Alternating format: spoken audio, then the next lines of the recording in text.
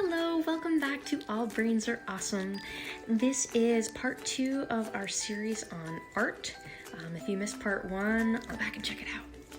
This video is in particular, I'm going to talk about drawing because that's something that, even if you're not setting out to play with art, whether you are trying to communicate an idea by drawing or you're making some plans.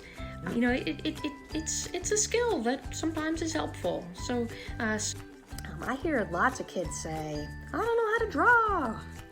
Well, turns out there actually is no right way to draw. You remember art is about exploring and tinkering and trying some stuff out. So your drawing doesn't need to look a certain way. I thought I'd just go over kind of the way that many brains learn to draw, though it's not always like this. At the beginning, usually comes scribbling. Usually the person is holding the crayon or the fist and they're kind of moving their shoulder around and almost by accident making some lines or scribbles. The person is usually just exploring the materials, kind of feeling how squishy or hard they are. And it's kind of cool that if you move your arm a certain way, ooh, I made a line, surprise! And practicing that, they actually do learn the cause and effect. Then, particularly as hands get stronger, the person is able to hold their writing tool. Instead of using that fist, they are shifting to be able to hold a marker with thumb pointer, and that gives more control. So controlled scribbling and controlled lines and even making little circles on purpose is usually what happens next. And so now they can have some more control over the marks that they're making. A more controlled scribble and making lines and even little circles on purpose. And experimenting with different kinds of lines. Horizontal, vertical, diagonal, curved, circles, little dots. And it's interesting because those are the kinds of marks that later, preschoolers, kindergartners, start learning how to make letters. And letters are made up of those types of lines and circles. Then what starts to happen as the artist starts developing their ability to create lines and patterns, and maybe even they can start to construct shapes. But then they when they realize they have some control over this, they also realize that maybe the drawing can be something if they want.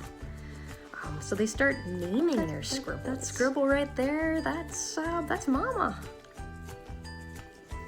So when an artist starts naming their scribble, that means that usually they have a picture in their brain and they realize that they can get it out of the brain and onto paper to communicate an idea. And if they want to, they can start putting those lines and curves and circles together to make some picture art. Whether that be drawing a person or different kinds of objects. And then as time goes by, they continue to experiment, adding more details and variety and kind of trying out different ways of drawing. They figure out they like to draw a particular thing in a certain way.